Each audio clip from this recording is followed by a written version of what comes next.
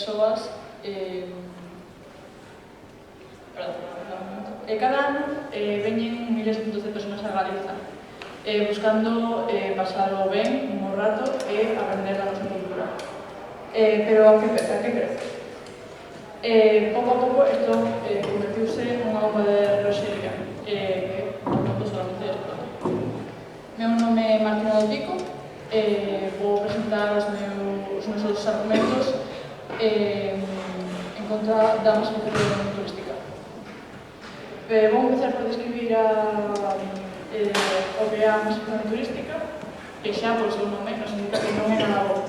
Quero dicir, quen se imagina algo bo cando fala de masificación? Normalmente pensamos en aglomeracións de xente que non é nada bonito, nada que nos gusta ver nas calles.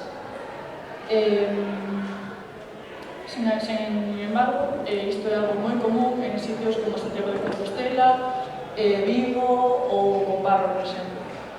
Dicen tamén, a nos dicen que este turismo trae oportunidades, pero estas oportunidades eu non as chamarías, porque son traballos temporais moi mal pagados e que son normalmente precarios. E que se beneficia destes traballos? Simplemente, pois, os grandes empresarios contratan aos empleados por moi baixo prezo, como se dixen antes. Isto causa que os empleados pois teñan máis complicacións para seguir adiante coa súa vida e no seu futuro en xeral.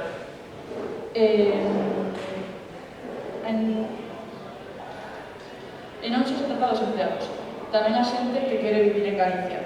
Ti naces en Galiza e queres independizarte.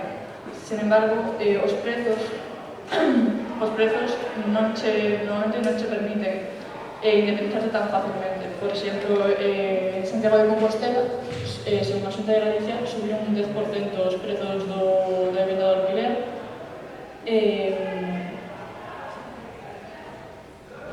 E isto fai que moita xente que quere ir a vivir, que quere ir a estudar a Santiago de Compostela, a universidade, non poda ir un piso ali e teña moitas complicacións.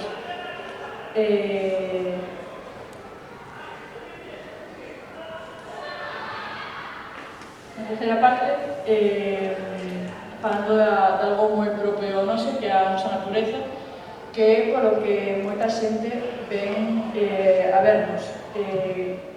Moito do turismo está proporcionado para a nosa natureza, o cal é un pouco irónico porque o que o turismo fai é destrozar a nosa natureza,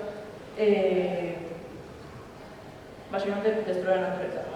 Por exemplo, nas Illas Cíes, en que en verán chegan aproximadamente 300.000 persoas ás illas, pois tanta xente caminando por esas illas, aínda que eles non queran e sean educados, pois están causando unha erosión no suelo e causan contaminación sonora que fai que os animais, tanto marinos como terrestres, pois deixen o seu hábitat.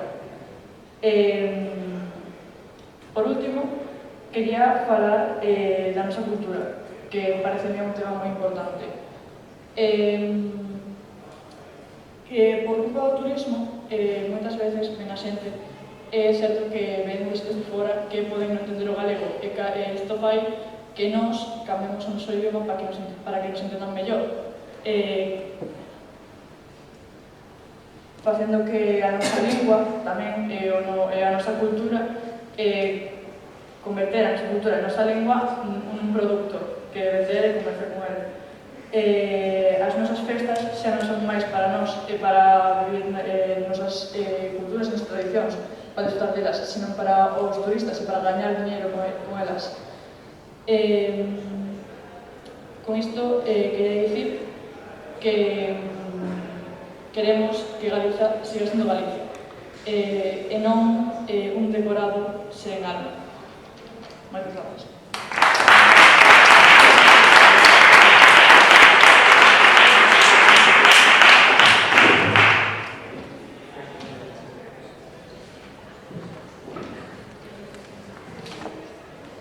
Hola, buenos días, son Gabriel do Pico e vou falar sobre a masificación turística en Galicia.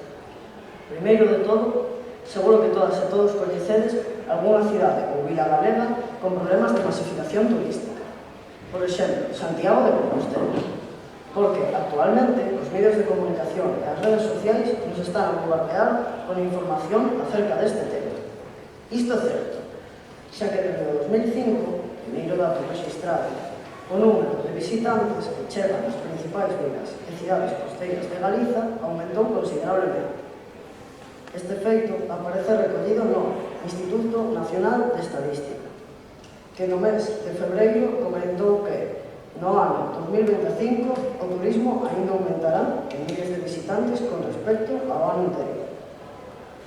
Pero levamos todo o día falando de masificación turística. Mais, en que consiste esta? A masificación turística ou overturismo é un fenómeno no que un destino turístico recibe máis visitantes dos que pode manexar de forma sostible. Este problema gañou moita atención debido aos seus impactos negativos tanto nos destinos da comunidade galega como as entidades locais.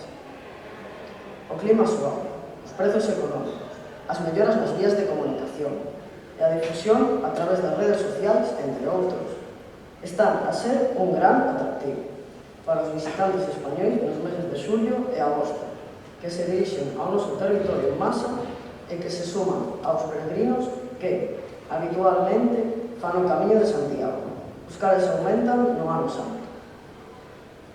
Isto é positivo, dado que o turismo supón un 12% da nosa economía, pero non todo é tan bo, dado que o turismo tamén trae consigo problemas, como pode ser que perxudica a calidade de vida dos residentes locais, pero tamén mellora as infraestructuras locais, das cales se van beneficiar a poboación autóctona.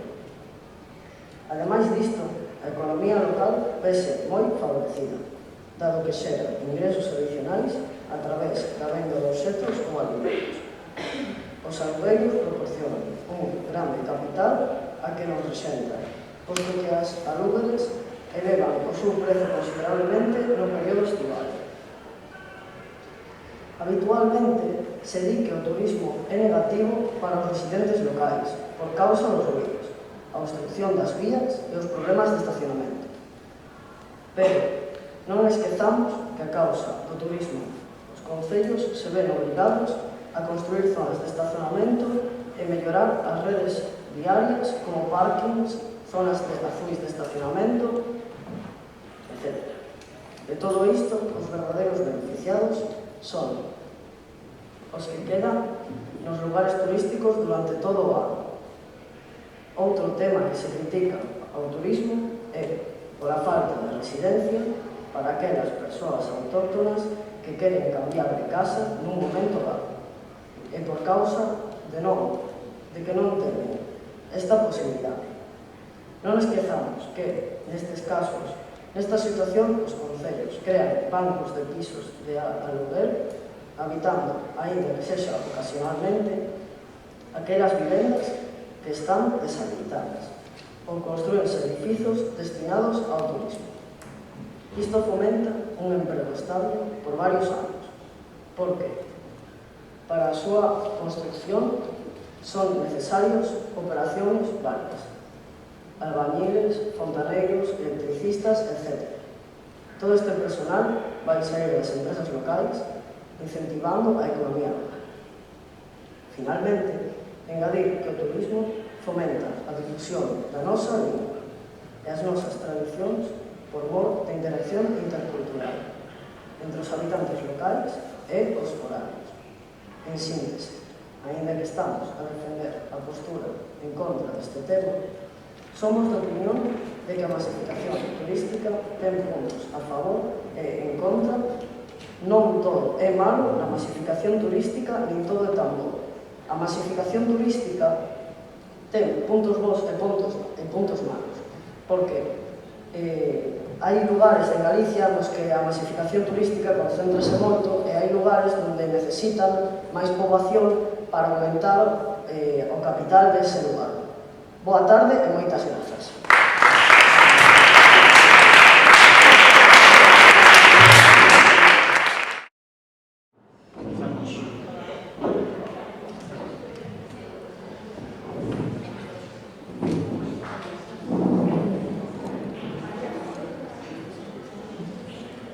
Bo día, eu son Vera Caneiro, veño representando o Illes Estelleiras e vou facer a primeira refutación.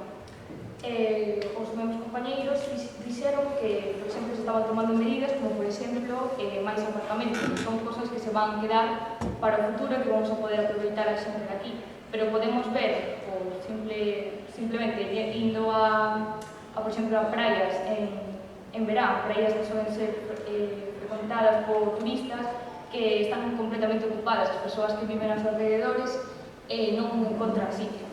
Entón, a ver que a parte positiva, entre comillas, tamén quedase a negativa.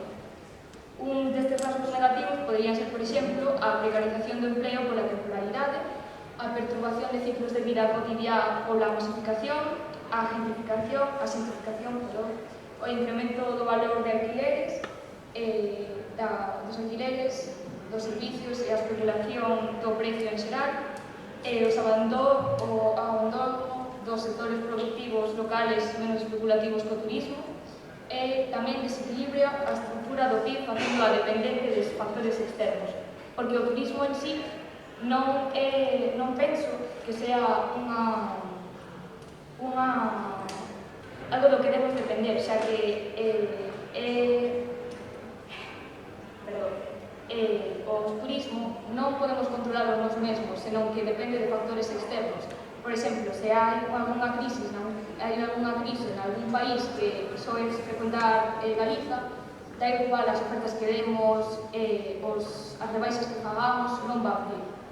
Eu penso que teño unha proposta de que, en vez de centrarnos tanto nos postos de empleo que xera o turismo, tamén poderíamos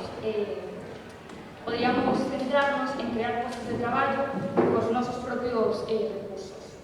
Porque así manexaríamos a plusvalía, o control do mercado, o control da cadea de produción, é máis fácil controlar o local que o global. Por outra parte, querría mencionar que o turismo é unha actividade extractiva, é dicir, que aproveitan os nosos recursos, pero non os reponen. Por lo tanto, penso que quedaríamos máis con unha parte negativa que positiva. Sí, pero realmente que non repoñen é culpa do turismo, ou culpa de a xente que non Non estou culpando a eles exactamente, senón que estou dicindo que o turismo masivo, se veñen máis persoas das que nosotros podemos soportar e que o noso medio pode soportar, al final quedaríamos nosotros, as persoas que vamos a vivir aquí para sempre, non para as persoas que vayan a venir 5 días e logo van volver, sería moi posibilidade para Pero eles. o turismo é temporal, non é para toda a vida. Claro, pero os danos que fan aquí sí que son para toda a vida. Pero realmente hai moitas cousas que fan que non sexa tan malo. Moitas persoas ofrecen para limpiar estas cousas, estes trozos, e gracias a eso, pues, ganan. Pero, por exemplo, normalmente nosotros como sociedade pagamos os costes, por exemplo, o rodaxe, os turistas pasan polas nosas carreteras e poden, por exemplo, facer baches e todo iso, e os que tenemos que pagar o rodaxe son nosotros, os galegos, os nosos impostos. Entón, non penso que sea de verdade beneficioso. Por outra parte, a saturación dos servicios é algo que tamén temos que mencionar, xa que somos nosotros como sociedade os que sufrimos as consecuencias, tamén as molestias pola masificación, os boreos, as faltas de aparcamento e a saturación de infraestructuras. Por exemplo, Ares ten problemas de agua no verán e por lo tanto estaríamos consumindo recursos, os turistas estarían consumindo recursos non renovables. Xa acabaría. Gracias.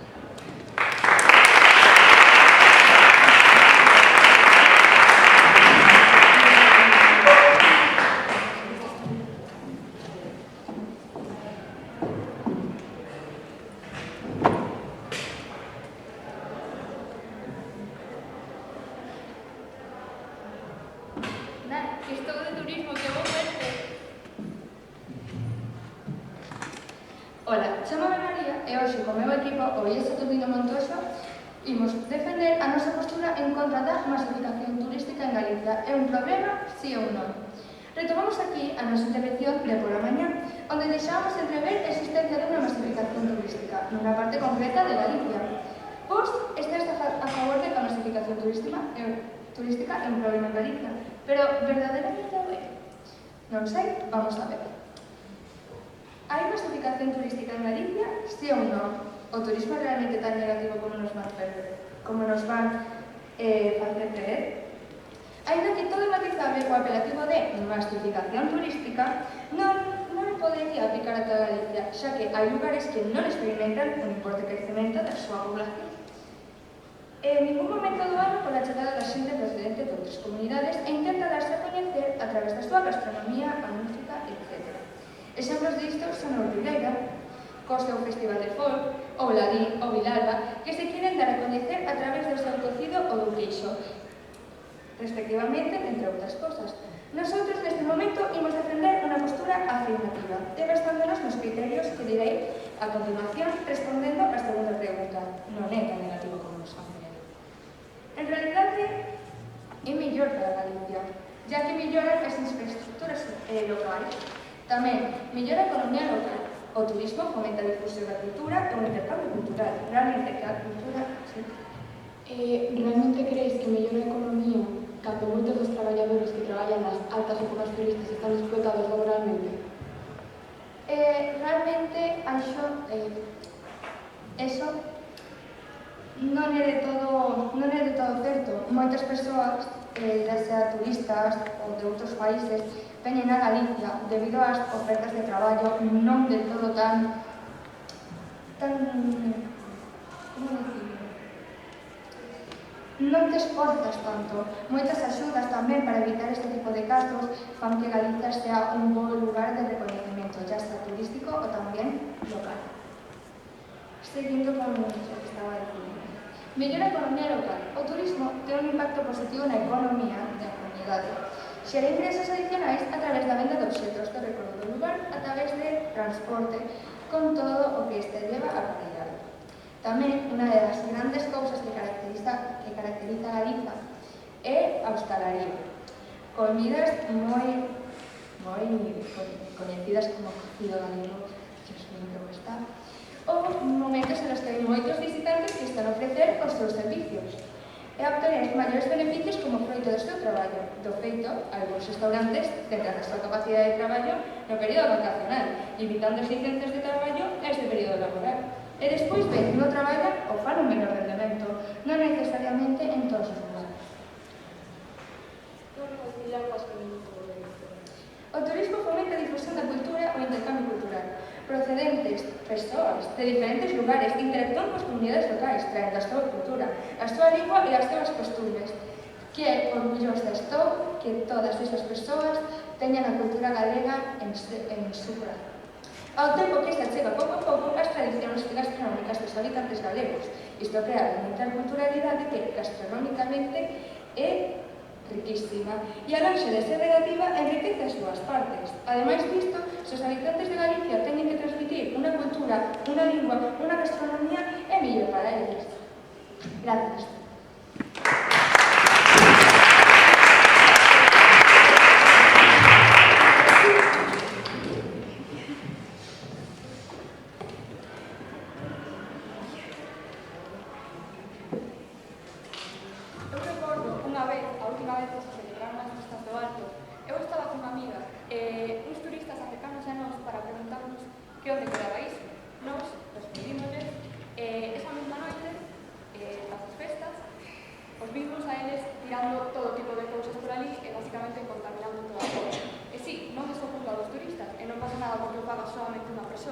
Pero eso comezamos a facer todos. Eu, Samuel Alega volvo a poner aquí para facer a segunda presentación do meu grupo. Primeiro, gustaríame facer referencia a un dos puntos tratados polo noso equipo, que é a creación de empregos. Sí que é certo que durante épocas altas turísticas os empregos incrementan, pero son postos de traballo que non son fixos e tampouco son favorables a longo tempo. Sí que é certo que, por exemplo, para os xóvenes poden traballar durante un tempo e poden gañar certo dinheiro, pero ao final están explotados laboralmente e gañan menos de 1.000 euros ao mes. Isto está confirmado por unha fonte de 2022, ¿sí? Pero esto depende de onde decidan esas persoas traballar. Más de En canto aos traballos de emprego parcial, xa que hai moita xente a partir destes que poden ser recoñecidas e ter un millón de títulos. Sí, pero eu estou falando concretamente do sector da hostalaría, das persoas que están explotadas laboralmente e como o turismo afecta nelas. Ademais diso, estamos falando moito últimamente, das moitas chagas de que por fin hemos chegado á igualdade de xénero, pero isto non é de todo certo porque hai tamén unha desigualdade entre os salarios que reciben homes e mulleres. As mulleres reciben un 25% menos que os homes, cosa que non é de todo normal. Ademais, que se os salarios xa de por sí son de menos de 1.000 euros mensuais, isto é un informe de 2022, en 2022 o salario mínimo interprofesional estaba nos 1.000 euros e actualmente está en 1.184 e a situación non ha cambiado demasiado. Sí? Pero non só de Galicia, tamén con outras comunidades. Sí, pero actualmente estamos falando do turismo masificado en Galicia, entón estou centrándome nesta zona. En canto ao impacto cultural, gustaríame facer referencia a outra cosa que mencionou o teu equipo, que é o de, as comidas galegas, as tradicións galegas, a cultura galega. Isto tamén pode ter unha parte negativa, porque moitas veces tendemos a comercializalas, por así decirlo. Isto que quere decir? Pois, basicamente, que se ven un turista, proba o polvo a feira e gustalle Sentimentón, por exemplo, non pasaría nada, pero se ven outros 10, outros 20, outros 50 turistas e lles pasa o mesmo, por exemplo, deixarían de meterle pimentón. Isto é un exemplo, solamente. Quere decir que, por exemplo, o que é o produto natural de aquí como tal estaría como comercializando. É cuestión de gusto da persoa, non da cultura. Sí, é cuestión de gustos, pero moitas veces pode afectar negativamente a cultura galega, porque pode como comercializar a cultura e pasar de ser de cultura galega a unha cultura como máis tradicional do mundo en xeral. Ao mesmo tempo, a masificación turística tamén causa na cultura como adaptación de culturas alleas. Cando nós xa temos a nosa propia cultura, nós xa temos un grande enriquecimento cultural e non necesitamos como outras 1000 culturas máis. Por exemplo, podemos ver en povos, se hai un pobo pequeniño e de repente veñen moitísimos turistas, asentanse nel, pois, por exemplo, as famosas festas de pobo que tanto queremos aquí xa non serían, xa non se vivirían coa mesma ilusión. Ata aquí xa moitas cosas por explicar.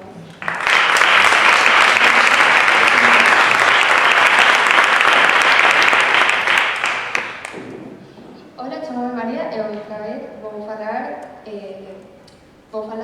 de por que estamos en contra de vosotros. Moito recalcades, xa sexa a pérdida da cultura ou o tráfico cultural, pero non veis a parte boa que, por exemplo, é a saúde pública, gracias a esta masificación turística. Algúns turistas poden venir para dúas cousas, para visitar ou, de vez en cando, para experimentos e encontrar curas. Pero en no caso que sexa porque de tanta masificación turística haxa moitas enfermedades e tal, gracias a este turismo, moitos científicos poden venir a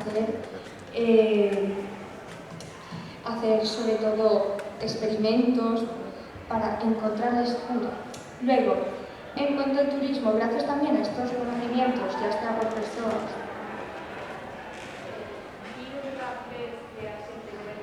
ven a facer experimentos científicos. Depende, porque hai un camiño, el camiño de Santiago, que realmente non se sabe cuánta xente pasa por aí, de tantas persoas, e de lo tan coñecido que é que non se sabe que pode pasar. Moitas veces é mellor estar máis asegurados que pasar peligro. Pero tal como pode pasar un científico, tamén pode pasar un asesino. Entón, xa, pero eu estou hablando da saúde. O sea, tamén pola saúde, os servicios sanitarios tamén en moitos povos turísticos están saturados. Xa, pero gracias a isto tamén teñen máis reconhecemento para que persoas de outras partes do mundo podan venir. Bueno, logo, tamén, en cuanto a contaminación, que como tamén habéis nombrado antes, moitas persoas, según, poden destruir as vostras tradicións, os lugares, etc. Pero non sabes que para isto xa existe a protección ambientalística, que consiste na protección de sitios turísticos para poder evitar este tipo de sucesos. Non só contradiccións, sino tamén lugares naturales. Luego, conflictos entre locales y turistas. Como ya vos falades antes, sí, sucede, pero isto varía de dúas cousas. Ou a xente e o seu temperamento e a súa personalidade, ou, hablando do racismo, porque tamén suele influir moito, ou tamén dependendo a gravidade que sexa a situación. ¿Puedo hacerte la pregunta sobre la intervención anterior, la explicación anterior? Sí. Sí, respecto a un empleo, ti que pensas sobre, porque creo que sabes que a maioría dos contratos de hostelería é moi común que non se respeten as cousas, por exemplo, prometenche que te van pagar por unha xornada media e ao final fante traballar unha xornada completa.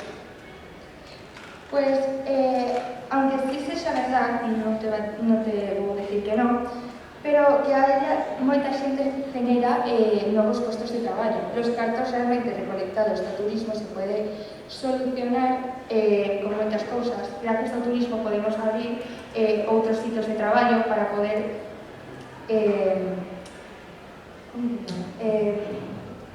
outros sitios de traballo para que máis xente poda venir e non solamente esas persoas teñan unha boa estabilidade, sino tamén máis coñecemento, máis fortunas, máis cartos, mellor para toda Galicia, os turistas e a xente local. Logo, como pregunta, por que o turismo é tan malo? Se reducen os preços a mellorar as ofertas de billetes de autobús o tren para venir a ver a vosa familia? Por que a cantidad? Por que debe estar malo? Gracias.